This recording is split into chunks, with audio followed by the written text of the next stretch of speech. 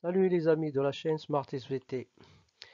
Aujourd'hui, dans cette vidéo un peu particulière, différente des autres, car on va la consacrer au corrigé détaillé d'un contrôle blanc dans le premier chapitre de la première unité. Donc ça concerne les deux filières SVT et PC. Et donc les objectifs, c'est de s'entraîner à répondre aux questions qu'on trouve dans les contrôles continus ou bien dans l'examen national. Donc on va avoir deux axes. Première partie, la restitution des connaissances. Et la deuxième partie, le raisonnement scientifique et la communication écrite et graphique, comme on le trouve dans l'examen national et dans les contrôles. On se voit après l'intro.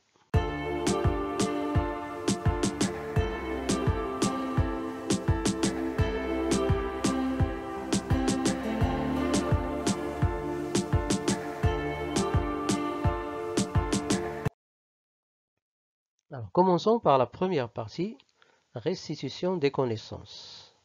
Alors, dans cette partie, on trouve différents types de questions, parmi lesquelles définir. Définir un terme scientifique ou une expression scientifique. On a ici proposé phosphorylation oxydative. Alors faites pause à la vidéo, réfléchissez à une définition possible. Rappelons qu'il n'y a pas une seule définition, mais on peut proposer différentes définitions. L'essentiel, c'est que les éléments importants doivent figurer dans votre définition. Alors par exemple ici, on peut proposer la définition suivante. La phosphorylation oxydative est un ensemble de réactions se déroulant dans la membrane mitochondriale interne. Donc on situe où se déroule cette étape et qui permettent la phosphorylation de l'ADP en ATP par l'ATP synthase ou la sphère pédonculée qui exploite l'énergie du gradient de proton H+, créé grâce à la réoxydation de NADH+ et FADH2 par les protéines de la chaîne respiratoire. Et donc on voit que la phosphorylation oxydative compte deux éléments qui coopèrent entre eux. D'une part la chaîne respiratoire et d'autre part la sphère pédonculée. Deuxième type de question qu'on peut trouver dans cette partie. Alors, pour chacun des items ci-dessous, deux affirmations parmi les quatre sont fausses. Choisir ces fausses affirmations en cochant leur case. Alors, faites attention, on nous demande de cocher la case des affirmations fausses et non pas correctes. Alors, l'ATP est une énergie. Est-ce que l'ATP est une énergie? Rappelez-vous, dans une vidéo précédente, on avait parlé de la matière et l'énergie. On a dit que l'ATP, c'est une molécule, donc c'est une matière. Et donc ce n'est pas une énergie, c'est faux, donc on va cocher la première. Petit b libère de l'énergie par hydrolyse. Alors oui, l'ATP libère l'énergie par hydrolyse, donc on ne va pas cocher cette affirmation. Petit c est produite par phosphorylation de l'ADP, également correct. On ne va pas cocher. Petit d joue le rôle d'un donneur d'électrons. Non, l'ATP n'est pas un donneur d'électrons, donc c'est faux et on va la cocher. Donc, petit a et petit d. Deuxièmement, la glycolyse est un ensemble de réactions qui utilisent l'oxygène. Est-ce que la glycolyse utilise l'oxygène? Bien sûr que non. Donc elle est fausse, donc on va la cocher. Permet une oxydation incomplète du glucose. C'est vrai. Dans la glycolyse, on a une oxydation incomplète du glucose. Donc on ne va pas cocher. Petit c permet la production de 2 ATP, également vrai. On ne va pas cocher. Petit d se déroule dans la matrice mitochondriale. On avait dit qu'elle se déroule dans le cytosol ou le hyaloplasme. Donc on va cocher. Troisième proposition, dans le cycle de Krebs, alors petit a, la mitochondrie consomme l'oxygène. Alors si vous vous rappelez bien, dans le cycle de Krebs, on ne consomme pas l'oxygène. Donc petit a, c'est faux, il faut la cocher donc. Petit b, l'acide pyruvique est converti en acétylcoenzymat. Alors l'acide pyruvique est converti en acétylcoenzymat avant le cycle de Krebs. Et d'ailleurs, c'est l'acétylcoenzymat qui va entrer dans le cycle de Krebs. Donc petit b, faux également, on va cocher. Mais il faut s'assurer pour petit c et petit d. Donc petit c, il y a libération de CO2, c'est vrai. Petit d, FAD est réduit en FADH2, c'est vrai également. Donc on ne va pas cocher C et D. Donc petit a et petit b. Quatrième proposition et la dernière, la fermentation alcoolique. Petit a entraîne une oxydation complète du glucose. Alors, dans la définition de la fermentation, c'est une oxydation incomplète, puisqu'elle donne une molécule organique. Et donc, entraîne une oxydation complète, c'est faux, donc on va cocher. Petit b se déroule entièrement dans le cytosol. Ça, c'est vrai. Petit c a pour objectif la production de l'ATP. C'est vrai, là, s'il fait la fermentation, dans le seul but d'obtenir de l'ATP. Donc, c'est vrai, on ne va pas cocher. Petit d produit 2 ATP et 2 NADH+. Elle produit 2 ATP, mais elle réoxyde NADH sous forme de NAD+, donc petit d, c'est faux. Alors, passons au troisième test. Répondez aux affirmations suivantes par vrai ou faux et corrigez celles qui sont fausses. Alors, première affirmation, les réactions de la glycolyse permettent l'oxydation de 2 NAD+, en 2 NADH+. Donc, NAD+, normalement, est réduit en NADH+. Donc, ce n'est pas oxydation, c'est réduction. Donc, c'est faux. Deuxième affirmation, l'ATP synthase produit l'ATP en exploitant l'énergie de la sortie de H+, de la matrice. Alors, ce n'est pas la sortie, c'est plutôt l'entrée de H+, vers la matrice. Donc, c'est également faux. La troisième affirmation, la chaîne respiratoire permet l'entrée des protons H+, de l'espace intermembranaire vers la matrice. Donc, au cours de la chaîne respiratoire, qu'est-ce qu'on fait? On va pomper les H+, de la matrice vers l'espace. Donc, c'est la sortie et non pas l'entrée. Donc, encore une fois, c'est faux. Quatrième et dernière affirmation, à la fin de la fermentation, le glucose donne une molécule minérale riche en énergie. Donc, à la fin de la fermentation, on produit une molécule riche en énergie, mais elle n'est pas minérale, mais plutôt organique. Donc, c'est également faux. On arrive donc au quatrième test. Relier par une flèche chaque réaction du groupe A au nom qui lui correspond dans le groupe B. Alors, première proposition, transformation de l'acide pyruvique en éthanol, c'est-à-dire fermentation alcoolique. Et dans ce cas, l'acide pyruvique subit une réduction. Deuxièmement, transformation de l'acétylcoenzyme en CO2. CO2, c'est une molécule minérale produite par oxydation complète. Troisièmement, transformation du glucose en acide pyruvique, c'est-à-dire la glycolyse. Et dans ce cas, il s'agit d'une oxydation incomplète. Enfin, transformation de l'ATP en ADP, c'est-à-dire l'ATP a perdu un phosphate et donc elle a subi une hydrolyse. Et on peut répondre par des couples comme ceci.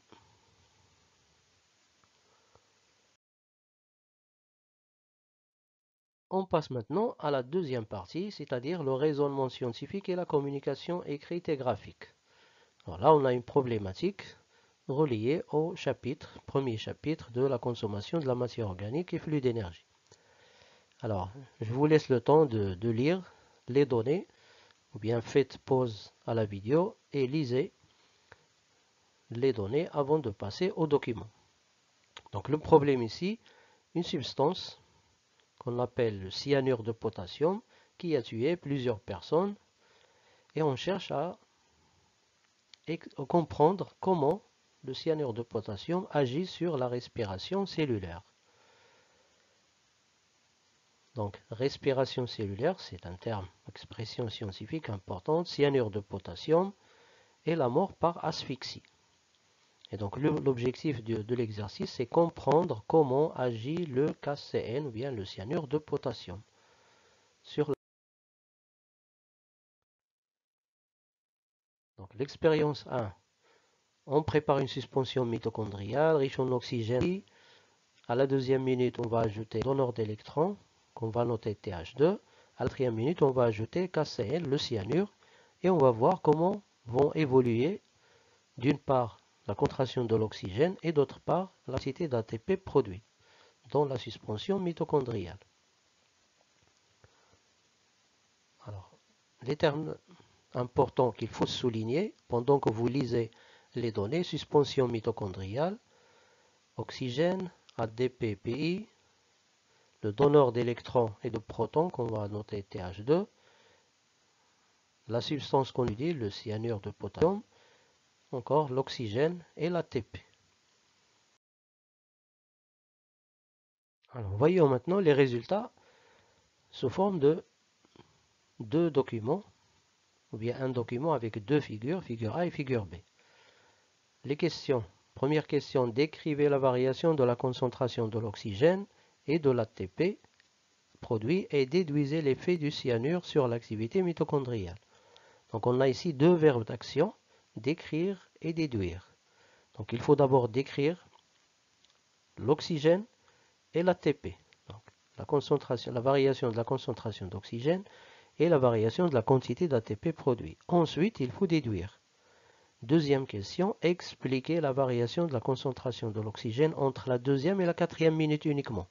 Donc faites attention, uniquement entre 2 et 4 minutes. Et expliquer une deuxième fois la relation de cette variation avec celle de l'ATP produit.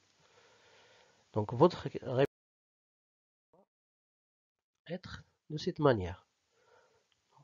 On observe dans la figure A du document 1 que la concentration de l'oxygène et vous donnez ce que vous observez.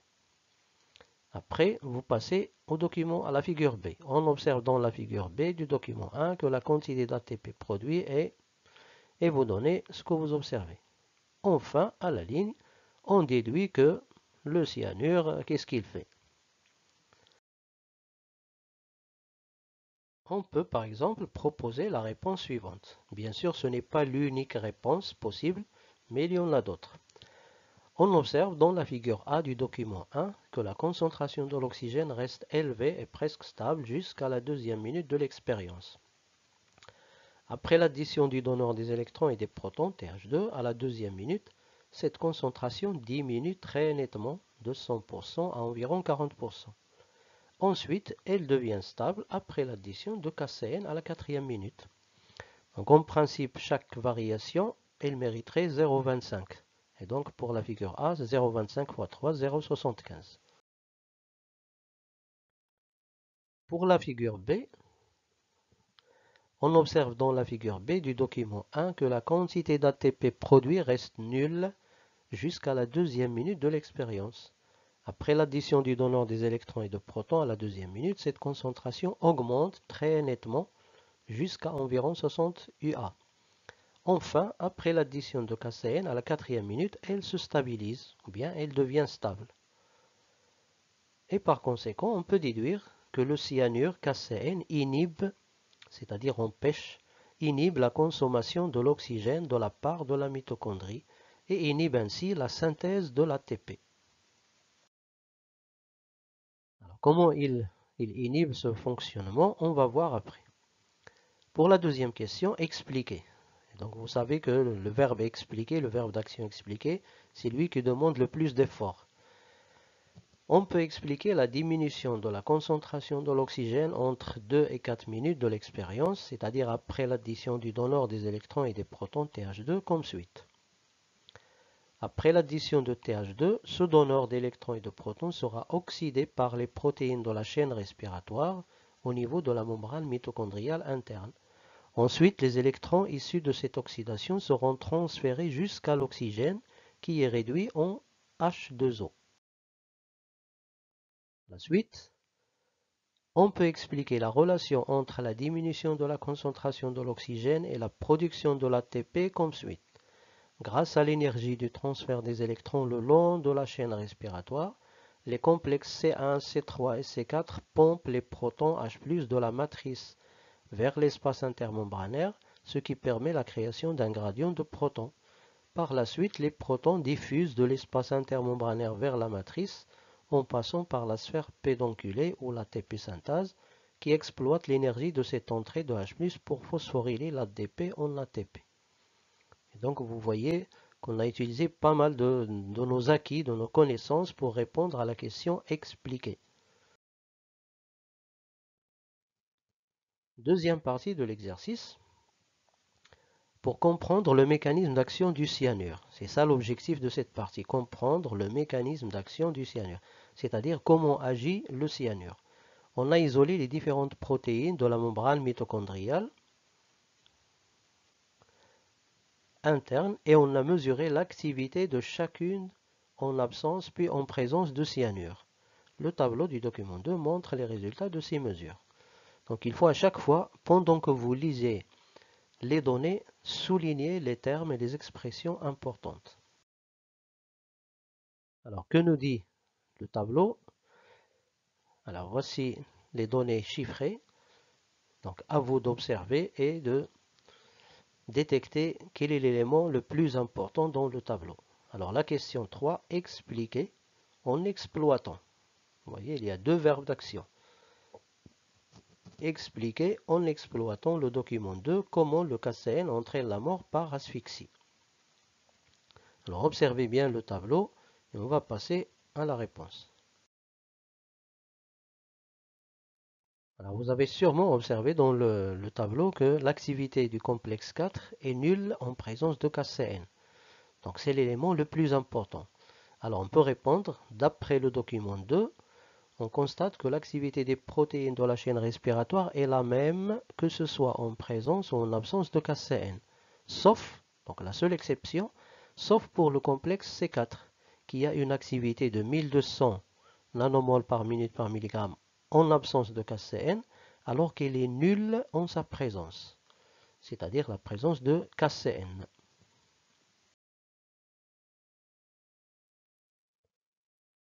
Et donc, la deuxième partie de la question, on explique donc l'effet toxique de KCN par le fait qu'il bloque le fonctionnement du complexe C4.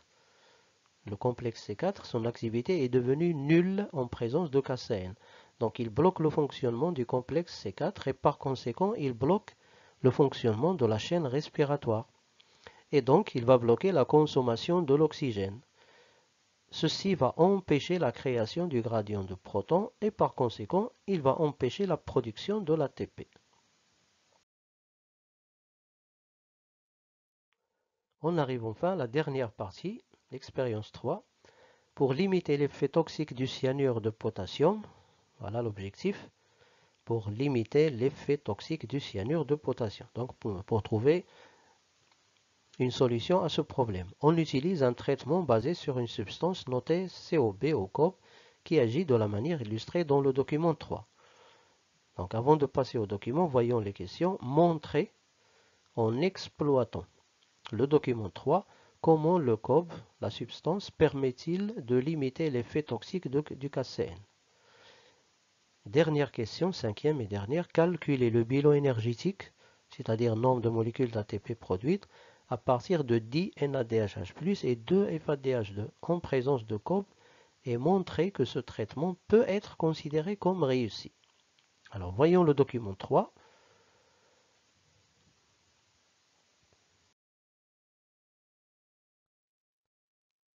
Alors observez bien le document 3 et essayez de trouver quel est l'élément le plus important dans ce document. C'est là votre rôle, c'est l'analyse. Alors voyez bien cette partie. Alors qu'est-ce que vous voyez? Quel est l'élément le plus important? Vous voyez que la substance qu'on appelle COB, qu'est-ce qu'elle fait? Elle va recevoir des électrons, elle va capter les électrons venant de la protéine C et elle va les transmettre directement à l'oxygène. Et l'oxygène sera réduit en H2O. Et donc on n'aura pas besoin du complexe C4. D'ailleurs, ce complexe il est inactif. Et donc c'est ce qui va permettre à la chaîne respiratoire de reprendre son fonctionnement presque normal. Il n'est pas normal à 100%, mais presque. Et donc notre réponse pourrait être la suivante. On constate dans le document 3, donc on part toujours du document, on constate dans le document 3 que le COB accepte les électrons venant de la protéine C, puis les transfère à l'oxygène qui est réduit en H2O. Ainsi, le COB permet à la chaîne respiratoire de reprendre son activité sans passer par le complexe C4, ce qui permet la réoxydation de NADH+ et FADH2, la réduction de l'oxygène et donc la production de l'ATP. Alors le calcul du bilan énergétique, vous voyez que le complexe C4 n'est plus fonctionnel. Et donc, après la réoxydation d'un NADH+, on va permettre la sortie de H+ au niveau des deux complexes C1 et C3. Donc C4, il est inactif. Ce qui va permettre la synthèse de 2 ATP au lieu de 3 dans le cas normal. Et donc 10 NADH+ donneront uniquement 20 ATP au lieu de 30 dans le cas normal. Pour FADH2, sa réoxydation va permettre la sortie de H+ au niveau du complexe C3 uniquement, un seul. Et donc il va permettre la synthèse d'un seul ATP au lieu de 2 ATP dans le cas normal. Et donc 2 FADH2 vont permettre la synthèse de 2 ATP. Et par conséquent, le bilan énergétique il sera de 20 qui sont issus de NADH+ et 2 issus de la réoxydation de FADH2. Donc le total c'est 22 ATP. Alors que dans le cas normal, on trouvera 36 ou bien 38 selon les cellules. Et donc 22, ça représente à peu près 60% du bilan énergétique normal. Et donc on peut relativement considérer que ce traitement est réussi. Voilà, j'espère que vous avez trouvé le contrôle intéressant. Si vous voulez qu'on fasse un autre exemple de ce type, dites-le moi dans les commentaires et on proposera un autre modèle. Bon courage dans votre préparation au prochain contrôle.